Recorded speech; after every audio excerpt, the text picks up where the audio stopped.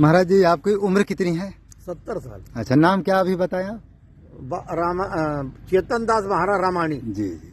तो अभी हमने आप बता रहे हैं कि हम बहुत से भक्तों के दोहा पद के द्वारा कल्याण करते हैं, ये कैसे करते हैं? ये तो नमाज पाठ करना पड़ता है, उसमें विधान ज्यादा आता है, उसमें जो बहुत चीजें लगती हैं, हर चीज रमान नई रमान और नई चीज वो बहुत चीजें खर्चा हुआ काफी आता है। अच्छा। बाकी कराने वाले लोग कर जाते हैं, नहीं कराने वाले नहीं कराए। तो अब तक महाराज कितने लोगों का आपने कल्याण कर दिए होंगे? कम से कम नहीं तो 25-30 लोग लगभग, गिनती क्या जरूर है, ज्यादा हुए कम नहीं होंगे। अच्छा, तो फिर आकर के आपसे बताते हैं? बहुत मानते बताते का वही जब रहते थे तो वही जो आना जाना बराबर रहता था। अच्छा, तो जो कोई काम हो जाता तो सभी लोग जाते हैं ना। हाँ। 4 या 5 लोगों ने तो नौकरी लगा दिया, तो अभी लगा है यहाँ पर ये माँ। पहले जम्मू में था, अब इसमें आ गया मैहर देवी भैया। अच्छा अच्छा। तो अभी साल भर हुआ, धीरे धीरे साल 1.5 साल हुआ। अच्छा, उसके लिए लगा रहा। अभी 1 नवंबर करके आना भी। चल बहुत बहुत धन्यवाद आपको। आप लोग जो इसी तरह सहयोग करते रहें। आज एक बहुत अच्छी जो है हमारा हनुमान जी का जो पत्थर के लिए कई बार हमने चर्चा किया था कि हनुमान जी की मूर्ति जो बन रही है, बनाने का विचार कर रहे हैं, तो पत्थर भी आ गया। वीडियो में हम आज डालेंगे उसमें। बहुत वो साढ़े 6 क्या 7.25 फीट उसकी चौड़ाई है और 11-11.5 फुट जो है उसकी ऊंचाई है और 2-2.25 के लगभग उसकी मोटाई है। इतना विशाल जो पत्थर आया हुआ है और पहाड़ वाला पत्थर आया हुआ है और पंचमुखी हनुमान जी की मूर्ति उसमें बनेगी। मंगलवार या शनिवार से वो काम भी लगाएंगे, भविष्य में हम दिखाते रहेंगे। अब क्या है कि उसमें आप सभी भक्त लोग जो मिल करके सहयोग करें, जिससे वो मूर्ति जो है शीघ्र बने। और ये प्लाट में जहाँ पर अभी अब हम दिखाएंगे, इसी प्लाट में वो मूर्ति को माने स्थापित करना, प्राण प्रतिष्ठा कराना। प्राण प्रतिष्ठा में भी खर्चा है। ये अभी 2 महीना 3 महीना वो मूर्ति बनेगी। और माने हनुमंत जयंती जो चैत में आ रही, उसमें ये मूर्ति प्रतिष्ठा कराने का विचार कर रहे हैं। अब देखते हैं कितने दिन में मूर्ति तय होती है। और जैसे आप लोगों का सहयोग मिलेगा तैसे ही ये हम जो है यहाँ जो है, अच्छा यहाँ भी थोड़ा फाउंडेशन बनाना पड़ेगा, क्योंकि मूर्ति आने के पहले उसका जो चबूतरा बनाना पड़ेगा, क्योंकि बाहरी मूर्ति है, क्योंकि वो क्रेन से उठाई जाएगी और एक बार जहाँ रख दिया जाएगा दोबारा नहीं उठेगी। इस तरह से वो मूर्ति महाराज जी की अब सेवा में पहुँचा रहे हैं और आप लोगों की सेवा भी नित्य निरंतर चलती रहती है। महाराज जी आप भी बैठ जाइए, बाद में कर लेंगे। आइए।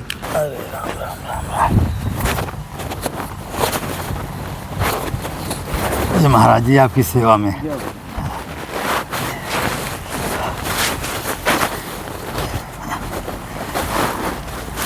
तो हमारे एक संत ने इस समय 2 महापुरुष लोग पधारे हुए हैं। इनके बारे में जितना कहा जाए उतना कम है। तो इन्हें महाराज जी से कुछ सत्संग करेंगे कि महाराज जी हमारे बहुत पुराने संत हैं। कैसे कैसे महाराज जी कहाँ कैसे क्या रहे। हमारे सबसे पहले नाम बताने की कृपा करें। हाँ, छोटा सा नाम रामाणी चेतन दास जी महाराज। अच्छा अच्छा जी। ये महाराज गुरुद्वारा कहाँ है? गुरुद्वारा तो हमारा मिस्रिक में, हमारे गुरुजी खत्म हो गए। अच्छा। बाकी मिस्रिक में गुरुद्वारा सीतापुर नईमी सारण में आता है। अच्छा, नईमी सारण मिस्रिक एक है स्थान जहाँ दधीची ऋषि तपस्या की। अच्छा, वो जगह है। तो ये जो माने दधीची जी जो है इंद्र को हड्डी का दान किए थे। जी बस वही जगह, वही शरीर को दान किया। तो वहाँ कुछ ऐसा कुछ तालाब या कुछ? हाँ, बना है महाराज तालाब। प्राकृतिक वहाँ कोई कोना नहीं गिन सकता। आज भी वैसा तालाब बना है। उसमें कोई कोना यदि गिनना चाहे तो नहीं गिन पाएगा, इतने उसमें कोना है। अच्छा, कोना माने वो जैसे ऐसा बना वहाँ, वो कई यहाँ से तो जैसे ना वो ऐसा बना है, वहाँ कोई गिन नहीं सकता है वो। अच्छा, वो माने ऐसे घुमा करके। हाँ, ऐसे आज भी बना है। पहले लखौड़ी ईंटों था, अब तो वहाँ पत्थर लगा दिया गया है। एक महाराज जी हुए शायद संसद हुए तो उन्होंने पत्थर लगा दिया संगमरमर के। बाकी पहले लखौड़ी ईंटों बना था। हाँ, और राजा महाराजा। हाँ, और उसमें भी आज भी 3 साल के अंदर उसमें एक आदमी जरूर खत्म हो जाता है। ये क्या है महाराज? ये उसमें जो घुसता है वो निकल नहीं पाता है। तो क्या गहरा है क्या? बहुत गहरा है। बहुत गहरा। तो पानी उसी का सभी लोग पीते होंगे? पानी पीने वाला नहीं है। पानी कभी कभी निकल जाता है, कभी कभी उसमें नहर से पानी आ भी जाता है। बाकी उसमें 3 साल के अंदर एक आदमी जरूर मरता, चाहे जैसे हो।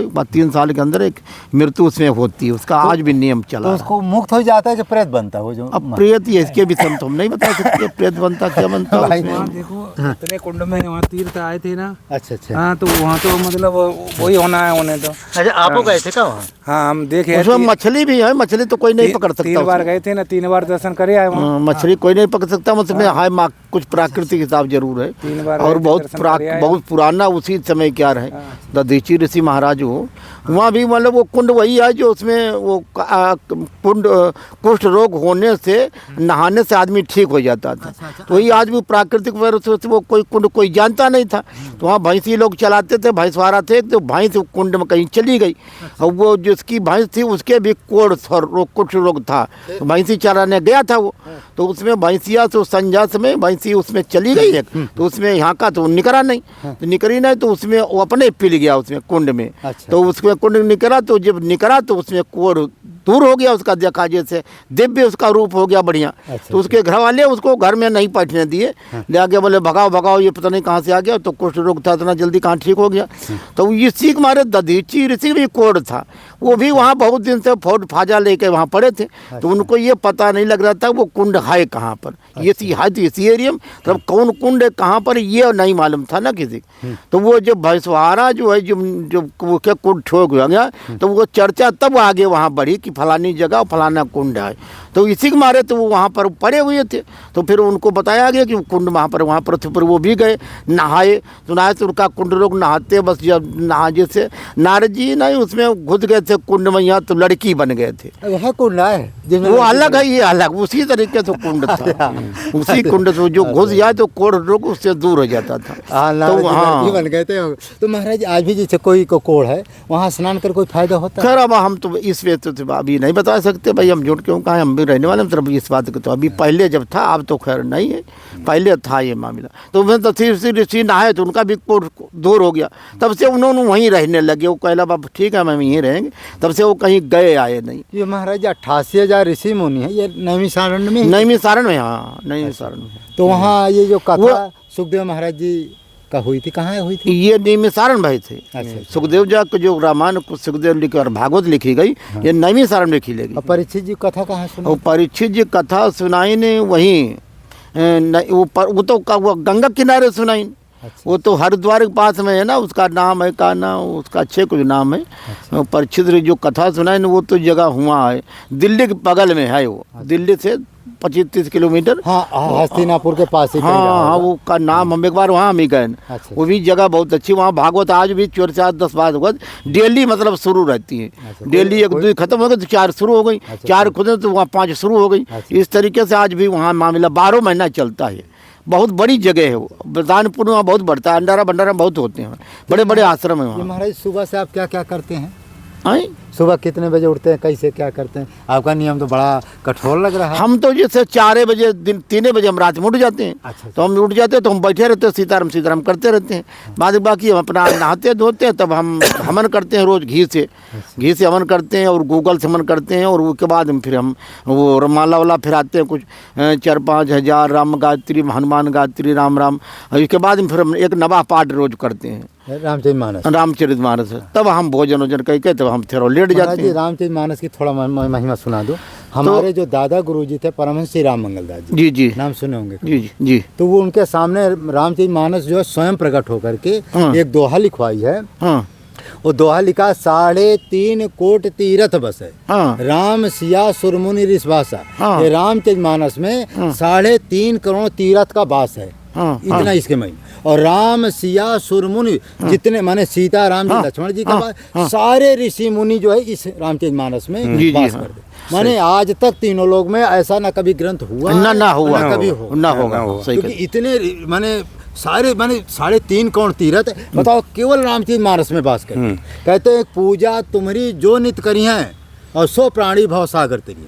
कहते हैं रामचरितमानस का जो कोई आरती पूजा करेगा तो कहते भवसागर 84 के चक्कर से मुक्त हो जाएगा। लेकिन तुलसी फूल समय अनुकूल है, तुलसी फूल उसमें चढ़ाएगा, बाकायदे आरती करेगा, जैसे ना ठाकुर जी उसी तरह से।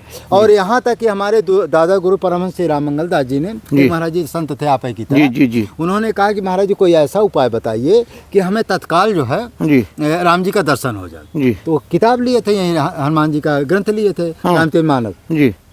कहे राम जी को कहीं खोजने, ये तुम्हारा जो ग्रंथ है इसी में राम जी रहते हैं, यही राम जी का घर है रामचरितमानस को। तो कहा जब पुकारोगे प्रेम से तो इसी घर से, इसी रामचरितमानस घर से वो निकल के आपको दर्शन देंगे। तो उस दिन तो चुपचाप हुआ, माने संत तो वो थे होए, हाँ। परीक्षा तो करते ही है, इससे क्या सही है क्या गलत। हाँ। तो सुबह सुबह नहा धो करके 3 या 4 बजे उठे, हाँ। और वो ग्रंथ को बाकायदे रखे, हाँ। उसमें बढ़िया पूजा आरती पूजा सब की है, हाँ। ग्रंथ की। हाँ। और फिर प्रार्थना की कि हमारे परमहंस श्री राम मंगल दास जी ने कहे कि यदि राम जी का ये घर है हाँ। तो आप हमको प्रकट होकर के दर्शन दीजिए और हमारा गुड़ रख दिए, इतना कहे गुड़ हमारा खाइए, तब हम जान जाएंगे कि वास्तविक राम जी का ये घर है। हाँ।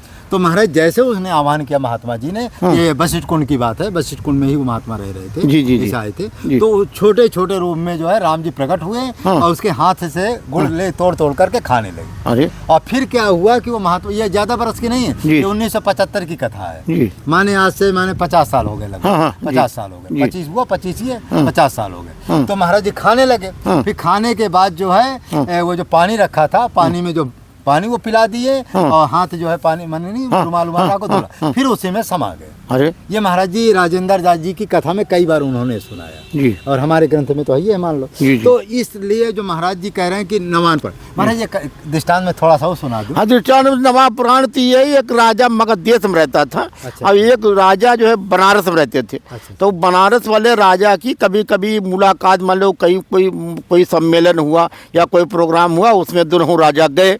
तो दोनों राजा की बातचीत भाई उन्होंने कहा कि जो हमारे कन्या पैदा होगा, आपकी लड़का पैदा होगा, तो हम आपके लड़के की शादी कर देंगे। अच्छा। तो ये बात दोनों राज्य में ये संगठन हुआ वहाँ पर कि हमारे लड़का पैदा होगा और या हमारे बिटिया पैदा होगा, तो हम दोनों आदमी शादी करने का रिश्ता बनाएंगे। तो ये बात दोनों राजा में संधि के दोनों राजा अपने अपने चले गए।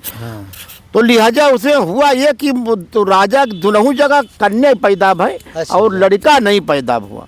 ये बात उसमें आई। तो राजा बनारस वाला लड़का राजा ये प्रतिज्ञा किया यदि हमारे लड़का नहीं पैदा होगा तो हम जहर खा के मर जाएंगे।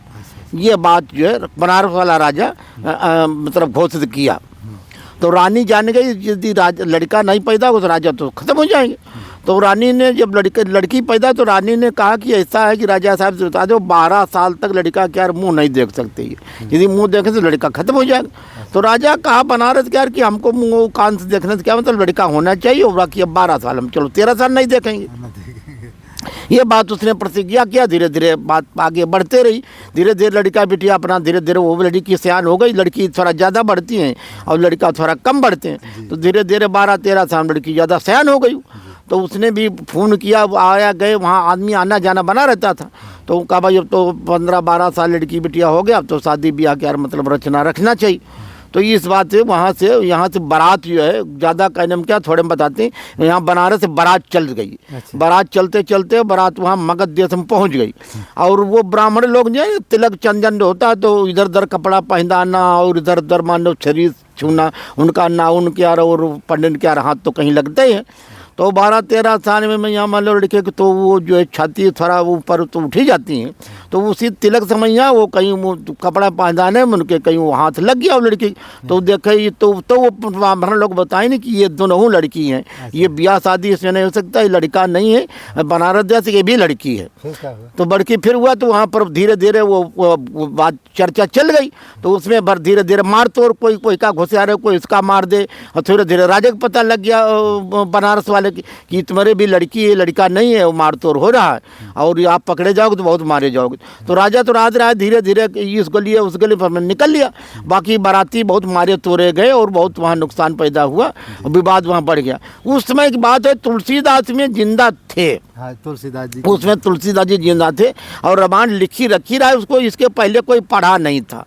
ये भी प्रमाण आता है कि उसमें इसके पहले कोई जाने सुने रहा, मतलब पढ़ा कोई नहीं रहा। तो तुलसीदास जी के पास वो राजा साहब आ गए बनारस में। तो उन्होंने बताया कि ऐसी ऐसी बात महाराज जी है। तो तुलसीदास जी कहें राजा साहब घबराओ ना, वो आपकी जो लड़की है वो लड़का हो जाएगा। तो बोले कैसे हो जाए? बोले आप रामचरितमानस लाइए और उसमें धोती लाइए, कपड़े, मतलब जितना सामान उसमें लगता है सब नया सामान ले आइए।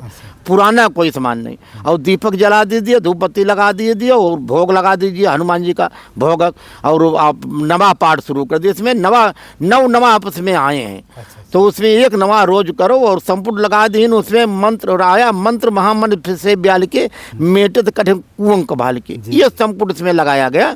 और एक पंडित या 9 पंडित, लगभग 9 पंडित उन्हें ब्राह्मण या महात्मा लोग 9 लोग हो के 9 दिन एक नवा पाठ की ही 9 दिन, और 9 दिन वो लड़की से लड़का हो गया। तब से रामायण के यार पाठ प्रारंभ हुआ, तब से इतना बात उसमें रामायण भी है, तब से रामायण के यार लोग पाठ करना। तिलक मैया जैसे अब आप देखिए कहीं कहीं तिलक चंदन जब होता है लड़का के, और तब रामायण ज़्यादा लोग कराते हैं। तिलक में रामायण ज़्यादा होती है, और तो खैर रामायण कराते रहते हैं। हाँ, बाकी तिलक में जो तिलक लड़का को होता है तब रामायण जो कराते हैं 24 घंटा के लोग। तो रामायण पढ़ने के नियम 3 ही प्रकार के है, 24 घंटे में पढ़ो या 9 दिन में पढ़ो या 1 महीने में पढ़ो, मास पुराण। मास पुराण पढ़ो। महाराज मास पुराण की कथा क्या है कि